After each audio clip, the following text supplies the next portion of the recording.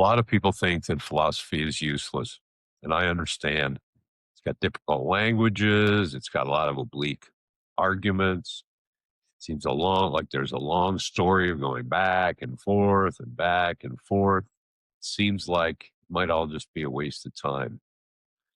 And it turns out, though, there's this kind of wisdom that the ancients used to talk about that's we rarely hear about it today. Philosophy, normal philosophy, comes from the two Greek words phileo and sophia. Sophia is wisdom, but there's this other kind of wisdom.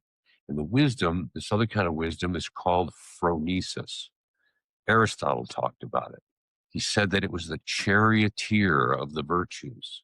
He said that without it, all your other virtues are blind. Aristotle flat out said, you can know every philosophy book ever written, have perfect logic, and still be a clueless idiot in real life if you don't have phronesis.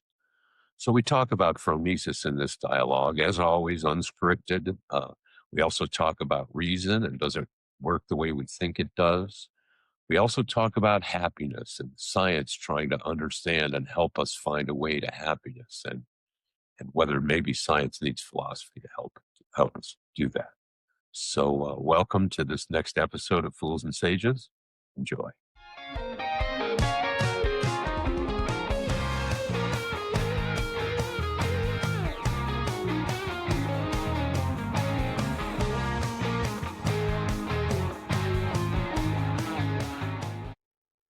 Good afternoon, Brian. How are you doing today, sir? I'm well, thanks. How are you? I'm doing good. You mentioned it's getting chillier in New Mexico. It's crispy, sunny but crispy. Sunny and crispy. Yeah. That crisp fall weather. Cool. Well, we were talking just before we hit record about some thoughts that you were having about maybe, I'm not sure what you called it exactly, but I would say practical philosophy and a conversation you're having with Grok about it. Yeah, me and Grok. And, well, it came out of my re-listening to our episode, which just dropped the day before this we're recording now, which was our episode with Dr. Lawrence Shapiro, the world authority on embodied cognition.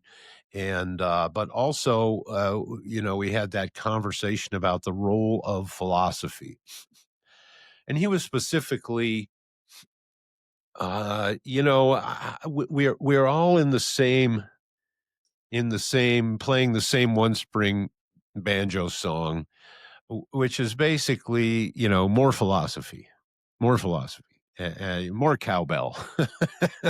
Right. And so he was mostly focused on the role of philosophy in not just informing science, but in sort of contextualizing science, giving it a place to start, helping it define terms, some of those fundamental ideas that sometimes get presupposed, and so they sort of get glazed over a little bit. And in listening to it, I'm thinking about, well, we're overlapping and we're bridging to a lot of academic philosophers. But what we're actually extracting from them is a little bit different. And we've sort of touched on this difference way back, I think, when we talked about Aristotle. With Aristotle, we have this old Greek idea of Sophia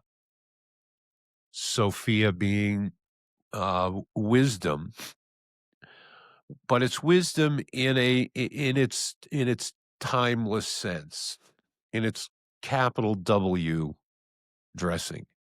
So it's coming to conclusions that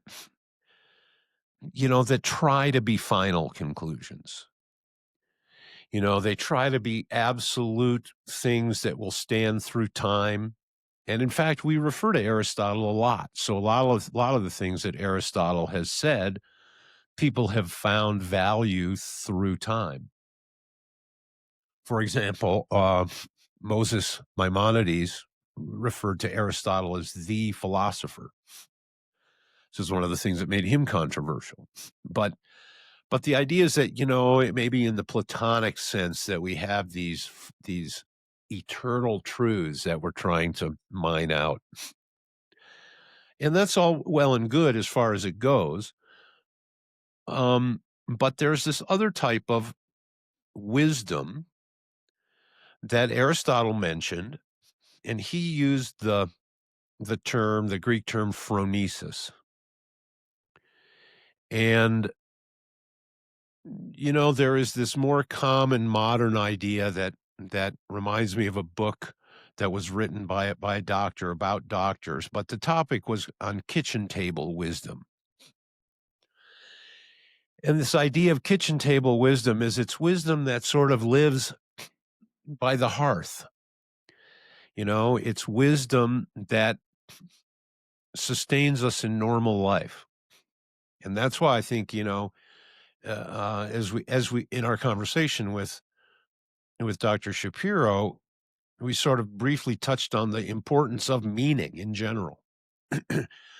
But meaning for the average person is much closer to this kitchen table wisdom than it is to understanding the implications of Wittgenstein or, the subtleties of Spinoza's gods. Or so we're really looking for, that's one of the reasons that I harp on the idea that we want to look at the things that all these philosophers agreed on and not necessarily the differences that they had.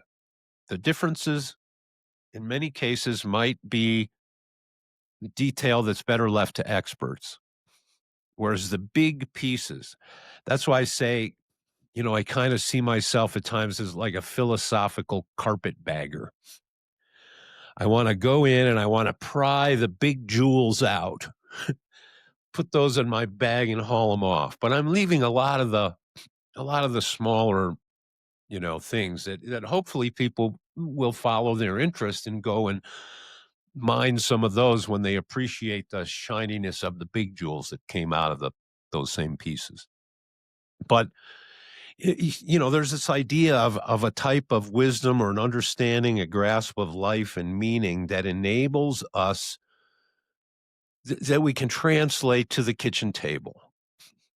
And that's this idea of phronesis, which is kind of gets translated as knowing what to do. And so in this conversation with Grok, I said, well, what would be the branch of philosophy that would address that?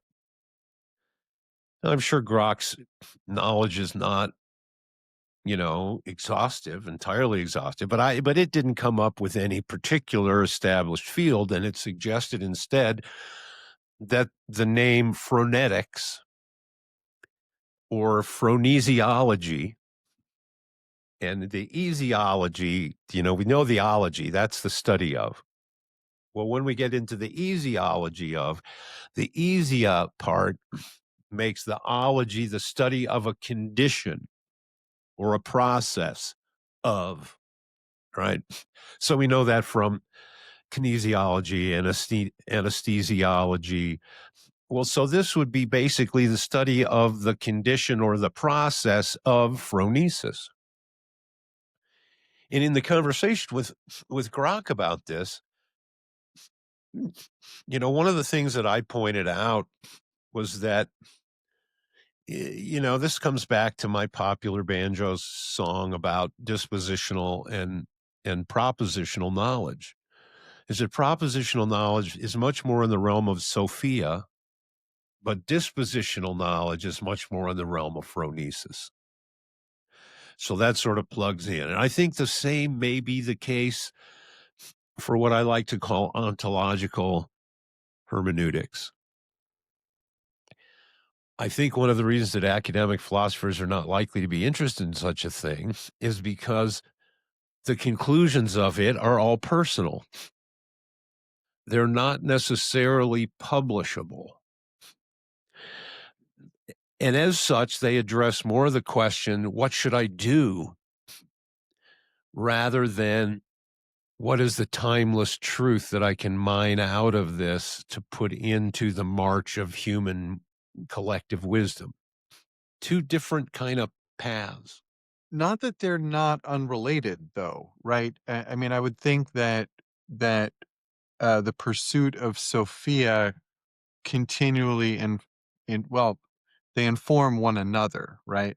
Wisdom with a capital W might help us know what to do, and that the experience of doing what needs to be done might yield yet greater wisdom. Yes, exactly, in the way that case law relates to the law itself, or uh, what we might call a clinical review, how a doctor applies the principles of medicine to this particular patient. And within medicine, we see doctors that focus on discovering new timeless truths. When this thing stops functioning, then it causes this condition. Or when we put this new factor in the context of this condition, the condition resolves. Or and these are sort of things that should be relevant to any patient to whom the basic premise applies. And that's the kind of thing that gets written in a medical book. But you'll never crack open a medical book that will tell you, here's what you should do for Joe, who you're going to see on Friday. Maybe that's what one of the hopes for AI is that it will help people to bridge that from the body of disembodied knowledge to the embodiment of this specific case scenario. But so far, we've always relied on humans to do it, because humans have always been the ones at the interface asking the questions, well, what should we do? Because that's the question the doctor has to learn, right? Has to come up with. It reminds me of the word synthesis, right? Because or praxis, right? The taking the theoretical to the practical is a process that we're always engaged in, right? In more and less explicit ways. Well, and it often shows up as spanning the two realms of the mind body problem, which we spoke about with Dr. Shapiro. That is, the thought, what should I do, happens in the world of thought, but the doing has to happen out here where we bang into stuff. And that becomes the wheelwright of Chuang-Tzu, or the butcher, or in fact, I'm going to say most, if not all, Taoist arts. Can you say more about the wheelwright and the butcher references? Yeah, the wheelwright story is we made reference to it before in our prior episodes. Listeners should listen to all of our prior episodes to find that one. Immediately. Immediately. Blot out the time in your calendar. It should only take you 3 days if you don't sleep. But so it's a story in Chuang-Tzu where Duke Huan, I think it is out on the patio, and he's chilling, probably with a refreshing beverage, and he's reading an ancient text. And the wheelwright is out in the yard as they are making wheels, as they do. And the wheelwright says to the Duke, what you doing? And the Duke says, well, I'm reading the wisdom of the ancients, as us aristocratic types are wont to do.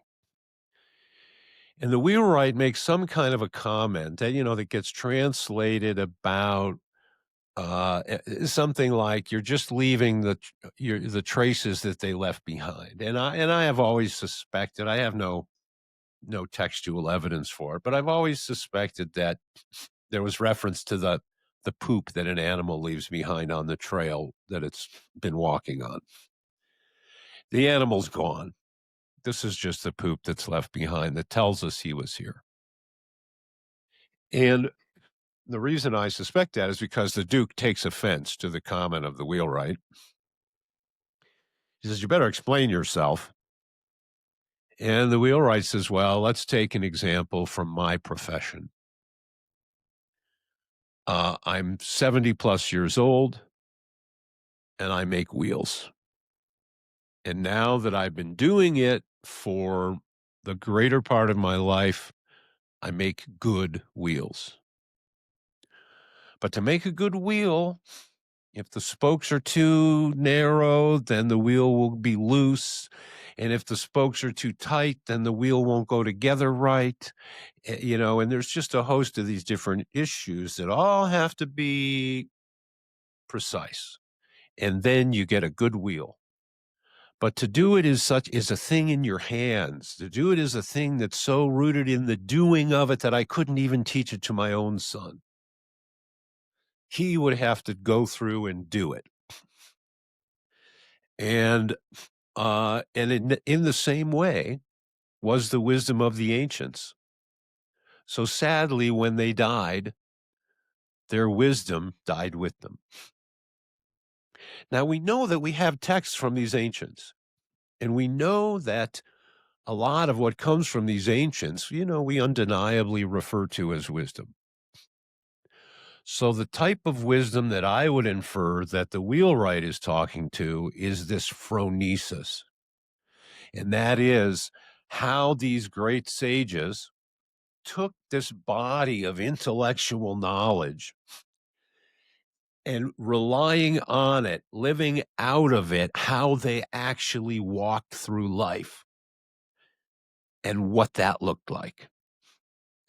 And and one of the things that Grok and I started talking about, which was relevant to the conversation, was apprenticeships. Because if a wheelwright is going to learn how to make a wheel, he might not be able to learn it directly from the wheelwright, but he may be able to apprentice with the wheelwright, who may be able to supplement and support his process of going through attaining the phronesis for himself. And I've said before that in craftsmanship, it isn't just that you make this beautiful thing and you do it through every step of the process and you don't screw it up. It's that when the things that will inevitably happen that are less than ideal, because we're out here in the contingent universe, when things go off the track, knowing what to do, which is like the definition of phronesis, is what separates the master from the apprentice. And that after you've done it so many times that you've wrestled with all the things that can go off the track and all the ways to prevent it from going off the track and or to get it back on the track when it goes off that way, that's where you've attained your phronesis and now you know what to do. And so that's the kind of wisdom that dies with the master. When I was a goldsmith, my teacher, the man that I apprenticed with, he had apprenticed with a maestro in Italy. And he said when he was in Italy, he was going around and he met a guy who did a type of enameling called plicajour. And, most enameling, you have a little plate and you put the little powdered glass on there and you put it in the oven and it melts the glass. And now you've got a little metal plate with some nice colored glass melted into the little dish that the metal created. But plicajour, there's no bottom to that dish. I don't even know how they do it, but the light goes through because there's no bottom. And he said that this guy, this maestro of plicajour, could make a rose that if you held it out at your hand, you could not tell this was not a real rose until you drilled down on it. Now, the reason that I remember this story is because he said that he immediately asked the guy, "Do you have an apprentice that you're teaching this to?" And the master said, "No, when I die, it dies with me." It's like, wow, that's cold, you know. He could almost be a kung fu master with that kind of attitude, you know. But there is this idea that such things aren't learned, but they may be transmitted if the vessel is sufficient to the task, which is a tall order at times, you know, and some masters are famous for not making it any easier. Famous one is of uh, Naropa, or Milrepa, rather. Milrepa had a teacher named Marpa, Marpa the translator. And Marpa put Milrepa through hell before he gave him the transmission. And the story is that it was to remove all this bad karma, that he couldn't be a fit vessel for the transmission until he removed all the karma. And they say he would make him build these towers out of stone. And then he'd come and he'd say, what? It wasn't supposed to be built here. It was supposed to be built over here. Take it down, build, you know. And he was fed very little and his body was covered with sores. And apparently Marpa's wife would take mercy on him and give him a little extra food or some kind of thing. And Marpa would tell him, don't do that. Don't do that. You're just going to make it take longer. You're just going to make him suffer longer. You know, you gotta turn the screws, you know. But anyway, so there's always this story about the master maybe putting us through changes to make us a fit vessel for the dispositional shift that needs to happen for us to be able to actually use this piece of disembodied knowledge to actually bring it here and now, you know.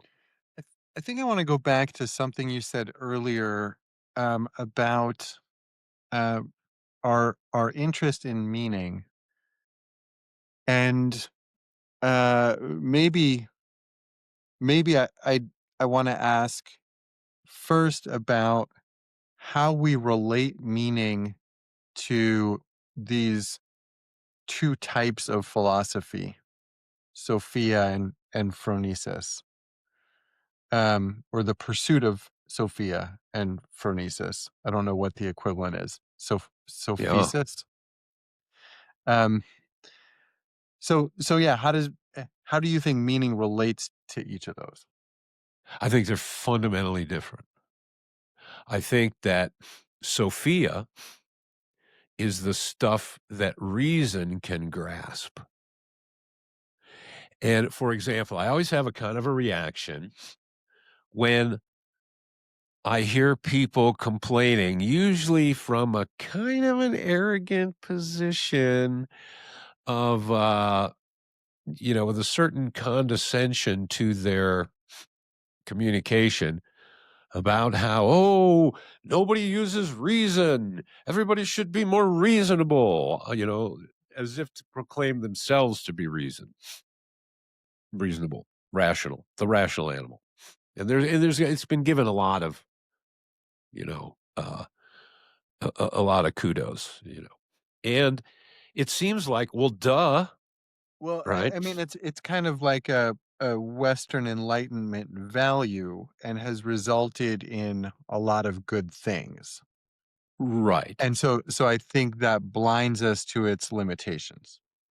And it maybe we like to assume that that's how we operate. Those of us who've been educated and got a degree of some sort, we think now we're reasonable. But I think if you drill down into human behavior, there's some problems with that.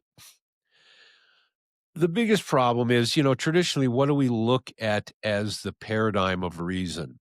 I would argue geometry, which is why Euclidean geometry gets set out. That's why Spinoza gave his ethics laid out like geometry. That's why that mathematical model has been taken as the way to make logical argument. And but again, geometry is as Bergson argues, is a very extreme case scenario because it is that clear. And I think I mentioned this with Dr. Shapiro, that for the average human who gets up in the morning and has to go do all the human stuff, the things about which we can be certain is very limited. Most of the things we can be certain about are not really that relevant. They're presupposed. You know, we're whether they're regardless of how certain they are. I'm going to go. My car's going to start. My generator is going to start. I'm going to go do whatever I'm going to do. But it turns out that as far as the things that start to form the decisions that we make about what we're going to do, there are all these uncertainties. And we can't run pure analytical syllogisms and have our decisions be purely rational unless we admit that this type of reason that we're using is not going to be the extreme case scenario of reason as it shows up in geometry, but much more of a down and dirty in the trenches type of reason that deals with probabilities and not certainties. And the way that shows up is this other term that came up with Grok in our conversation, and that term is heuristics. And so I would argue that not only are most people not rational most of the time, that if they tried to be, they just wouldn't get a lot done. You can't be rigorously scientific about every decision that you have to make in your life. Sometimes you just got to get the kids to school. You got to get food on the table. You have to work with big probabilities, and you're running off of rules of thumb. And sometimes those rules of thumb run us afoul. But often they're based on what I would argue are translogical conclusions. And I say translogical because I think they fall out of pattern recognition combined with that sense that I've referred to before of that human brain sense of coherence. And so our faculty works on pattern and coherence in a way that generates us a tendency towards certain rules of thumb at certain times. And I don't think you're going to model that reasonably. I mean, unless you allow for this probability-based reason and you realize that your absolute reason only operates with absolute facts. If your facts aren't absolute, your reason gets fuzzier from there. The more interpretive based your facts are, the more interpretive based will be your translating your solution into action in reality. And that's why I like to argue that all our analytics happen in a context of interpretation. We interpreted the problem to pose it analytically, and then we interpreted the analytical solution to put it back into reality. I got stuck a little bit on the idea that Sophia or the pursuit of wisdom satisfies the rational faculties, because I think of the pursuit of wisdom in some way also satisfying, let's say, psychological and spiritual needs also. Well, I think That that wisdom, yes, but rational thought or reason, no. I think right. reason is based on But I fact. thought you equated the Sophia The Sophia pursuit. is timeless. I don't think it needs to be scientifically verifiable.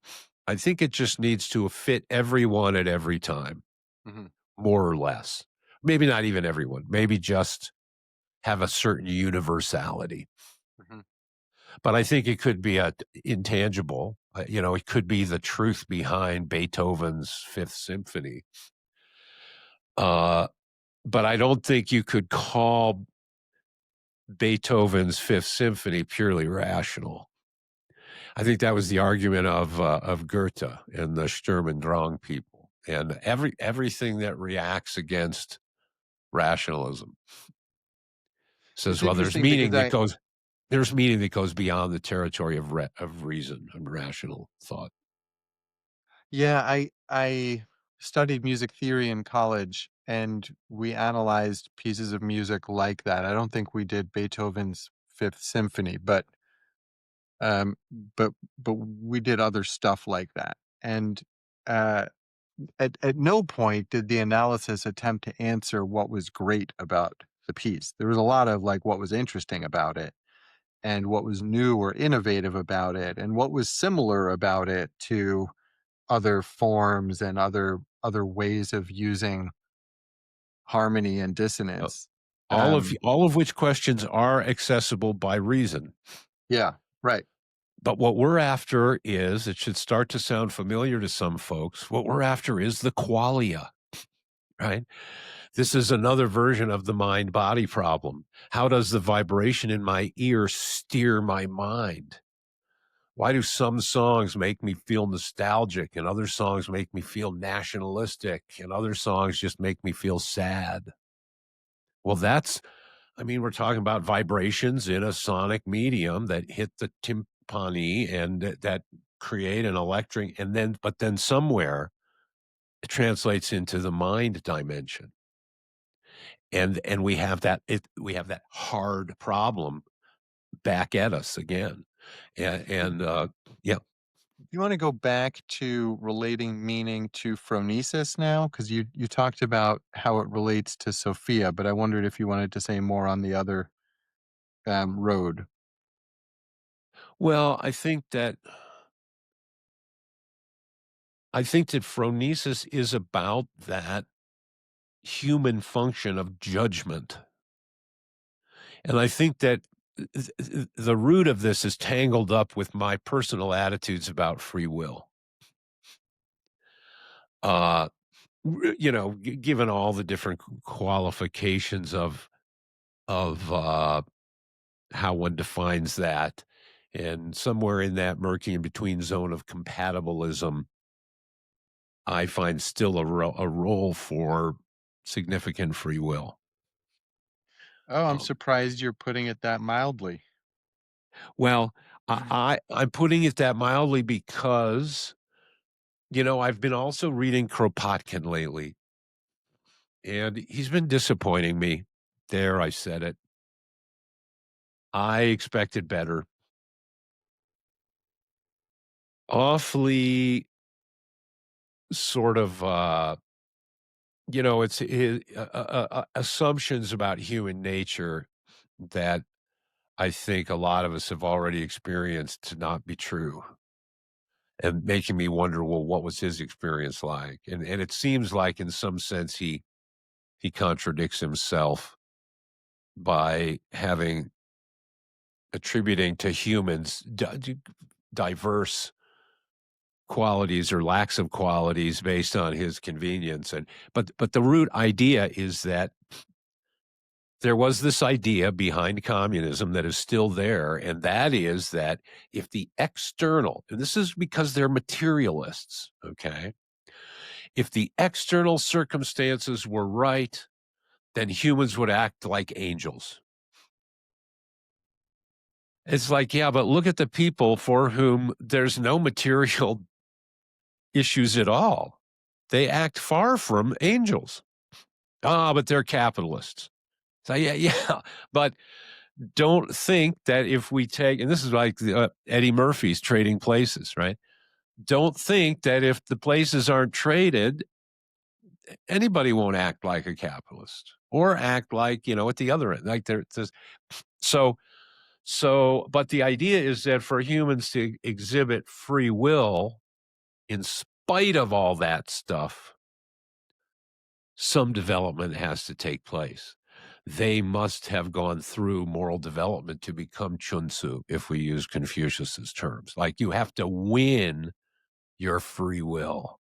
That's interesting. That's a different approach to free will than what I thought we've talked about before.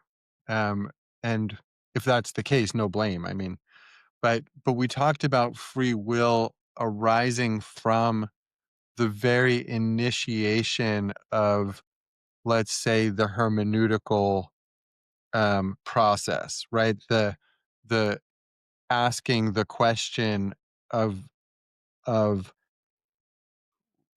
what is this? Who am I? Any Well, any of that, like the and attempt I to go create before that. context. I would say that even Husserl, when he talks about this idea of intentionality that's at the very beginning of consciousness, at the formation of the I, that some aspect of free will is manifested in moving towards the universe from the inner world. That's why the baby reaches out. I would say people would say, "Oh, but that's instinct."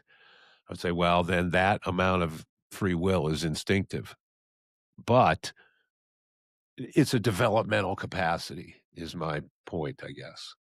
So that you could say, yeah, any human being has a rudimentary capacities for free will, but that to develop that through the stage of consciousness, conscious of consciousness, as we've referred to, that some effort must be exerted.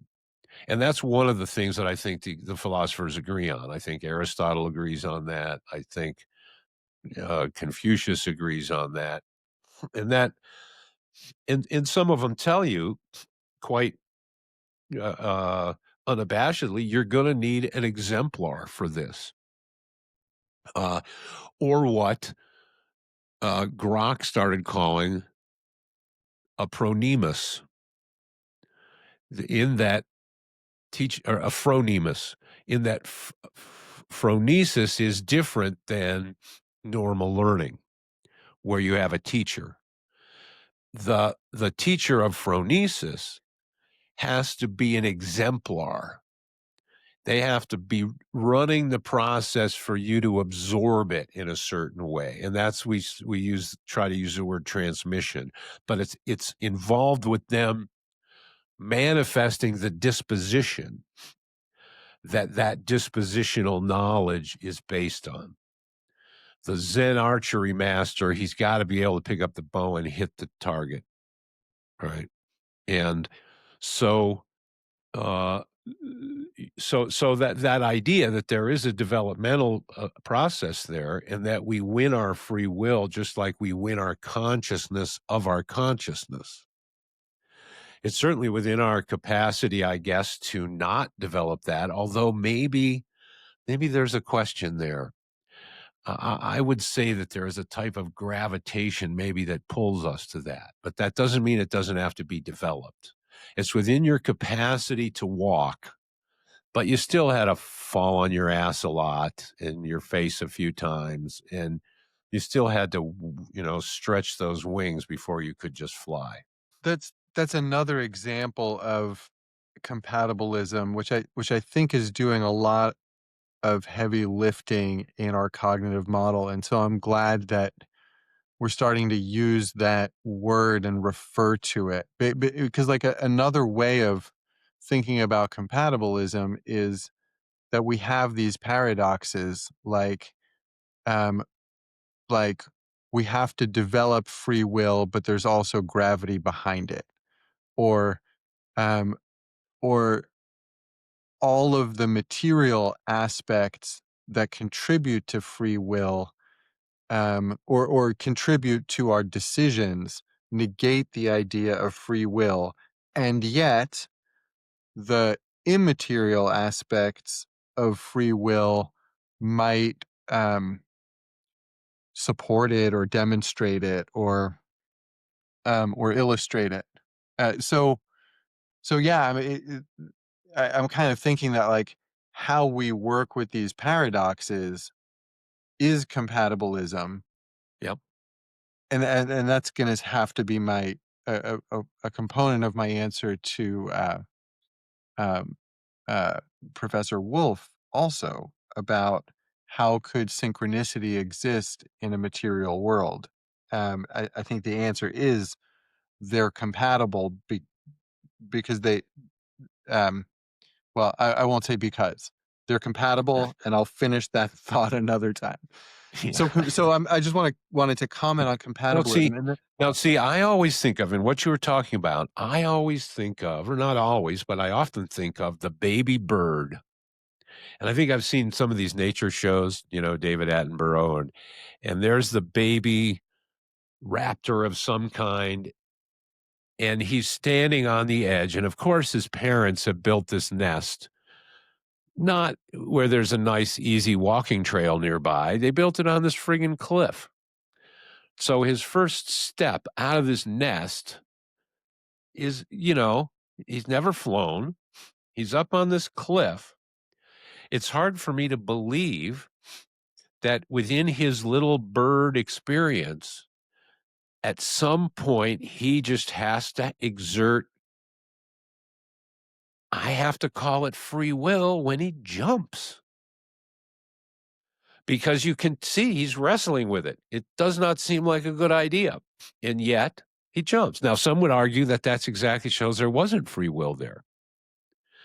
But I would argue he wouldn't have paused and looked down and gulped the way he did if he didn't have to have some free will involved.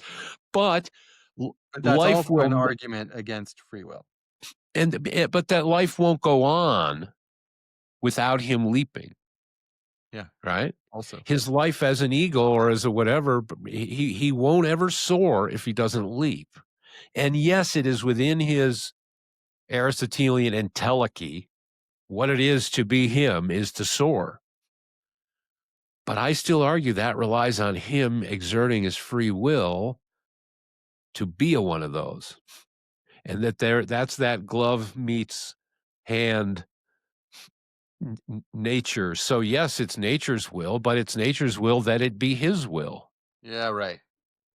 Yeah. So anyway, I always think that's a great little example. That explanation and its fractal nature resonates just because meaning nested in meaning is, I guess, my subjective experience of what we're dealing with here. Yeah, I mean, that's what it feels like. So that, yes, it's about your personal expression, and it's about your personal expression being the expression that the universal mind was thinking when it thought you up. Yeah, basically what Spinoza was saying about the the human, the individual human freedom is an expression of nature, and um, and human happiness results from alignment between the expression and what nature might want expressed most. And I think he was in the not free will camp, despite that. Right. Yeah. Yep. And again, that word happiness, that's a trouble term. Well, that was my topic for today. Okay. So maybe There we that's go. the segue, because I was Shouldn't a thinking duck about, come down now? yeah, yeah, right. So we talked with Professor Larry about kind of his focus on three big questions: consciousness, free will, and happiness. And when we were talking about it, I had this sense of like one of these things is not like the other. And I've been thinking about what was it about happiness that felt categorically different to me than the other two. And I think it was that there's not two camps about happiness. It's not like, well, free will or not free will, or one nests in the other and it's turtles all the way down, or and consciousness either arises from matter or matter arises from consciousness. But there's kind of like these Right. binaries. Yep. Happiness is like this whole different thing. Oh my God. You've got the chocolate people, you've got the trout fishermen, you've got the skydivers. I mean, Yeah. wow. Yeah. And you've got Spinoza and Aristotle and Schopenhauer, who's yeah. going to probably say there is no such thing. I don't know. He's German. It's one of those. Yeah. So yeah, I mean, I was going to kind of float that difference past you and just say, this strikes me as a fundamentally different question, where free will and consciousness, we can think about a lot. Ultimately, we're gonna pick a side. Maybe we'll switch sides, whatever. But happiness is like this thing to maybe perpetually unpack. You Right. know, Right. yeah, Well, you can answer the questions on consciousness and free will, and if you can get a good answer, you can pack it right into the realm of Sophia. right. And that's what they're trying to do, which is why they always want to publish, right? And when you publish, it's very important that if people can argue and disprove you, if it's falsifiable and all that stuff. But happiness? Happiness is phronetic, baby. Yeah, yeah, it makes sense that it would have come up in this conversation. Because when people ask you, when people are pursuing happiness, what do they want to know? What do I What do do? I do? Well, that's where the rubber meets the road always when it comes down to what do I do? They don't really, you don't help them much if you just give them a definition of happiness unless it's got some instructions that go along with it. Maybe Right? let's start this by following the meaning thread, and the relationship between happiness and meaning. And there's a debate that goes on in my household about the relative merits of non-attachment versus intensive attachment, and Hmm. how meaning might result from loving people and grieving people, and maybe even loving ideas and curiosity, or but like being attached to phronesis, to doing, um in some way. And non-attachment maybe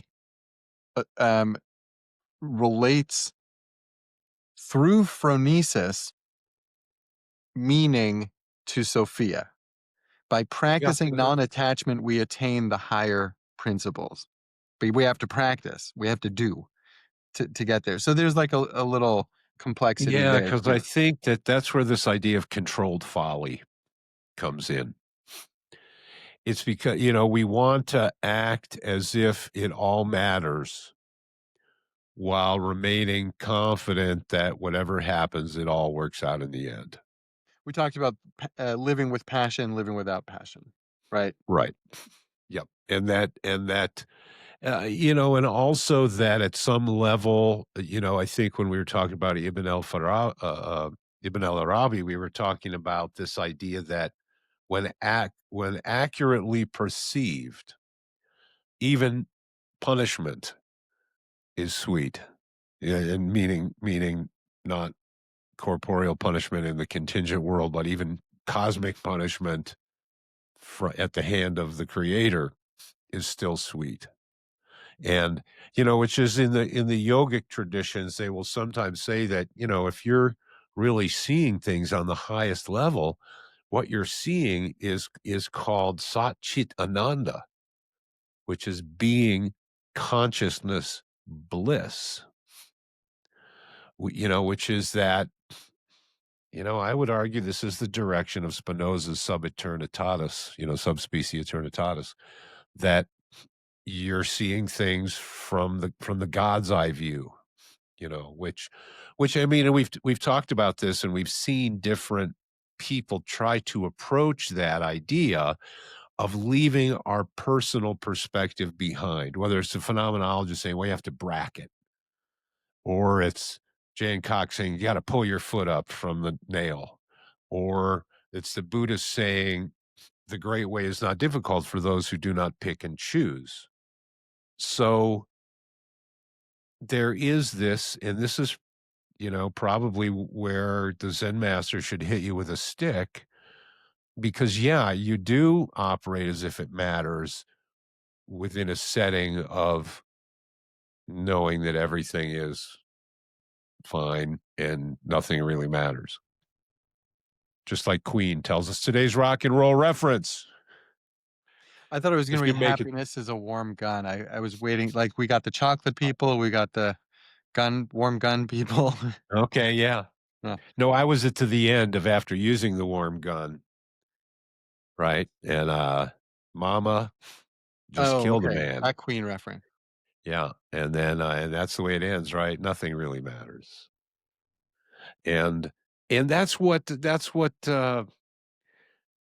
Krishna tells Arjuna in some level, that, the slayer who thinks he is slain is mistaken, and the slayee who thinks he has been slain is also mistaken. And that's this idea of that what's really happening here is a theater of mind, and that the real process, and we've had philosophers now, I think, from both sides of this argument, saying that what's really going on here is mind, and others saying, no, what's really going on here is matter.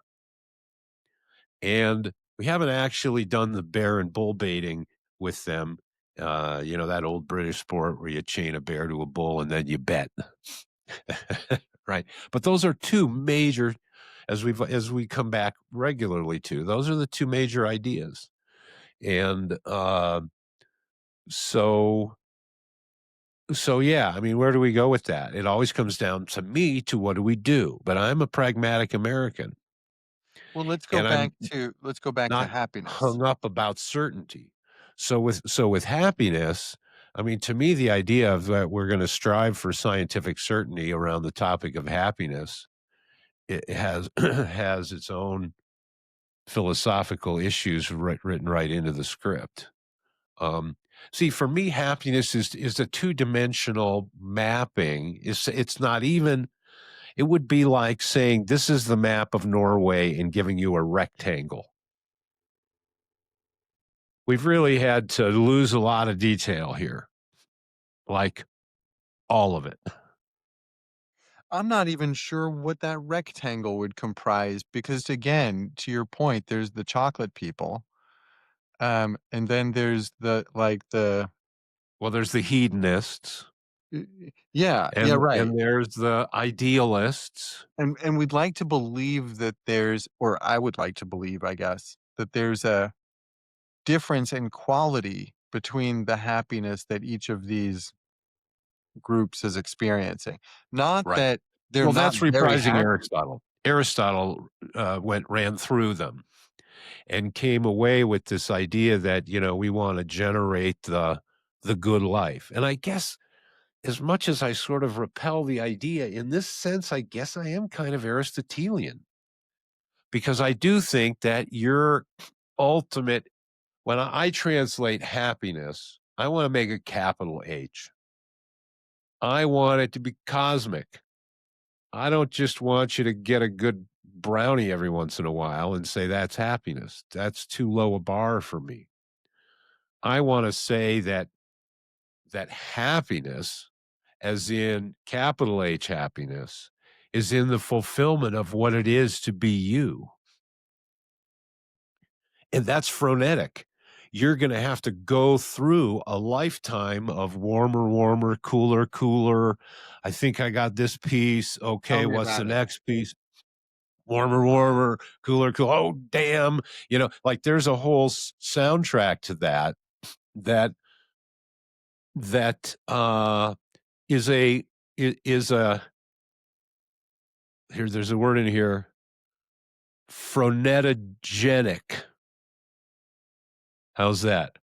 Phronesis with the generative component. Phronogenic process. Um, That's better than a phronogenic. chronosynclassic infundibulum. That Phronogenic. Yeah, so I mean, so that refers to the act of doing informing the quality of doing. It's like applying a hermeneutical process to doing. and that's the warmer, warmer, colder, colder. Yeah. Back to the whole, look at the part, back to the whole, look at the part, get a whole new piece, have to re-update the whole picture of the whole. Maybe it's not about Pokemon, right? I mean, this Or is is a it? stage of development, I haven't tried that. I don't know. Maybe. right? I've tried I chocolate, mean, there was which a is not bad. there was a time in my household where Charizard was a thing that wielded a certain amount of mental leverage. I remember those days in your house. When that was going on in my house, I turned the hearing aid all the way down.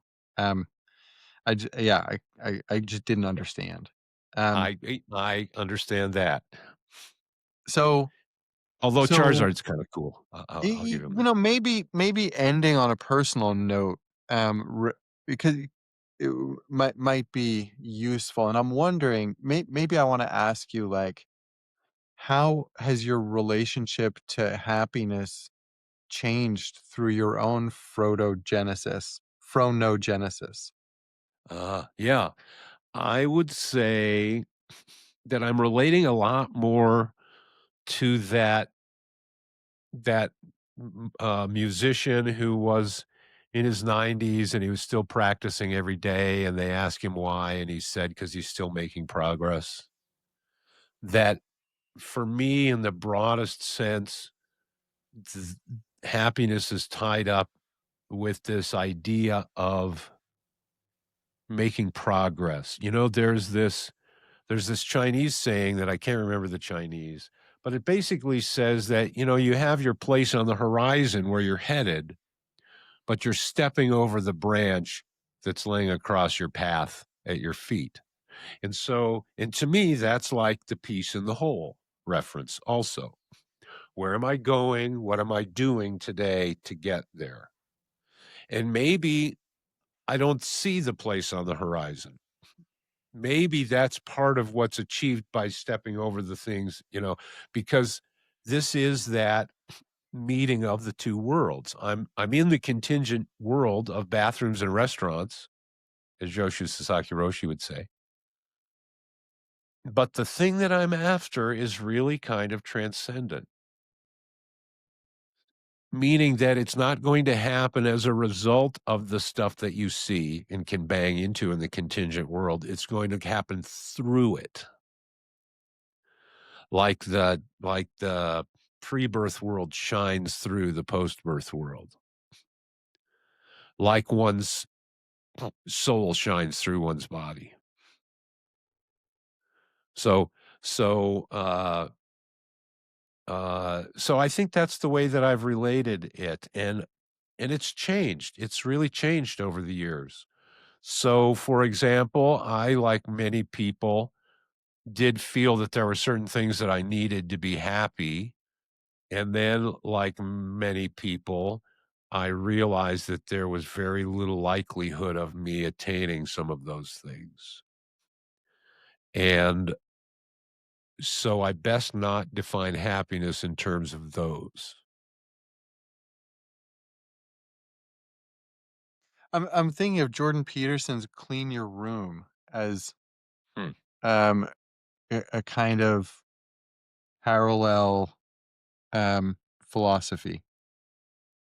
Well, there is something to attaining a state of balance, and I think is particularly challenging in this world, and that balance shows up a bunch of different ways.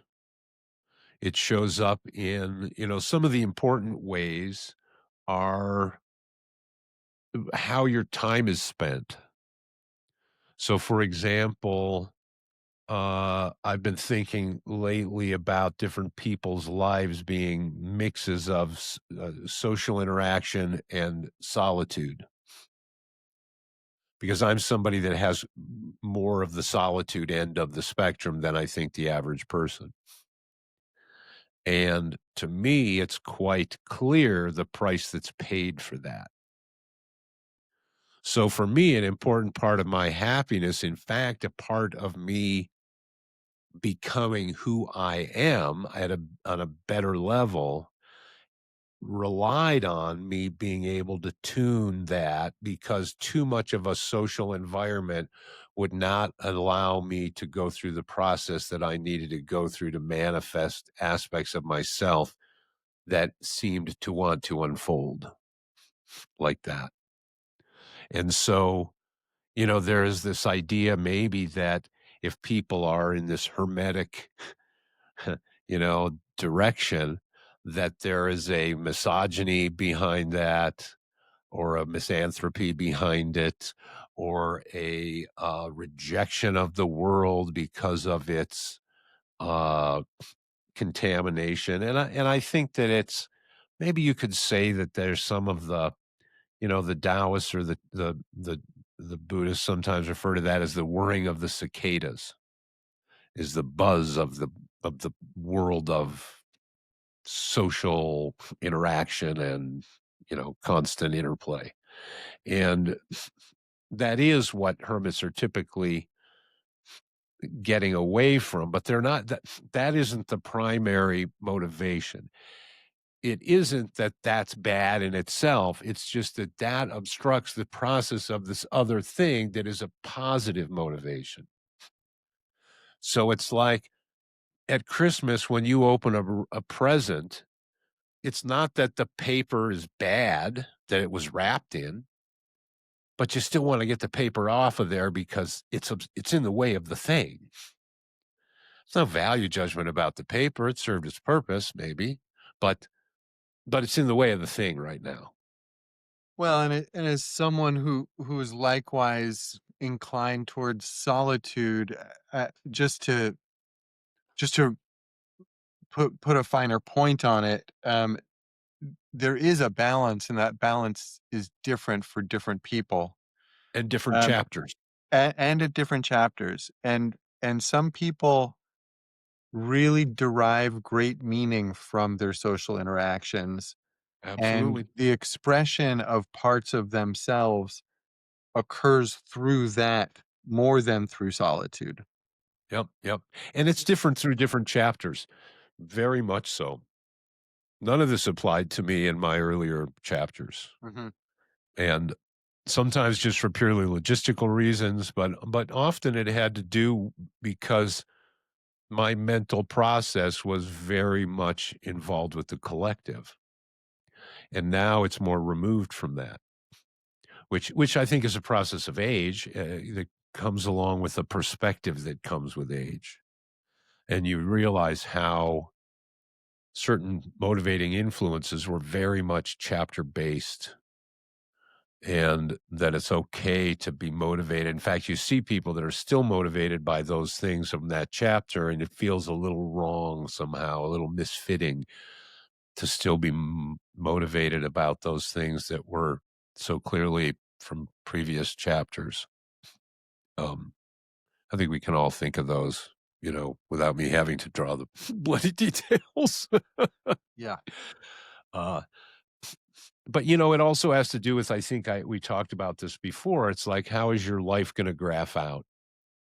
Are you on a curve that peaks early and then does the slow slide all the way down? Are you on the curve that, you know, peaks somewhere in the middle, holds it for a while, and then slides down? Or are you on the curve that just builds and builds and builds and builds so that at 90, you're still making progress? Did you ever see that video of Kurt Vonnegut, um, talking about the basic story arcs that you can use as an author? Oh, no, but it sounds familiar. It's brilliant, Oh, huh. and you're reminding me of it. I Yeah. think those are like the 3 options. Oh, Yeah, oh, interesting. yeah. Interesting. Because in life, those are really the options. And we have plenty of people out there as paradigms of all three, I think, but unfortunately less of the third. I think the one that's up and to the right might be the one that he says, "Don't write that story, it's boring." Right? It's Uh, like, "It's a great life, it's not a good book." oh, I oh, think, oh, if I remember correctly. where There's no drama. where it just slowly builds and builds and Yeah, builds and yeah, builds. Yeah, I think that's right. I think the stories all come after the posthumously. right. Yeah, yeah. It's the opposite of James Dean for Yeah, sure. yeah. Cool. Well, maybe let's leave it there. I think we'll come back to phronogenesis. That we might need something a little catchier, but Yeah. reminds Well, me of so like far we've got phronimos for the person that is a the prog rock exemplar, album name, you know? really, and phronetics, uh, which is, I searched that. There's nothing there. It always gets mistaken for phonetics. Uh, phronesiology, as the pedagogy of phronesis. And I don't know. Maybe I'll pester Grok and see if it has some other good terms it can cook up for us.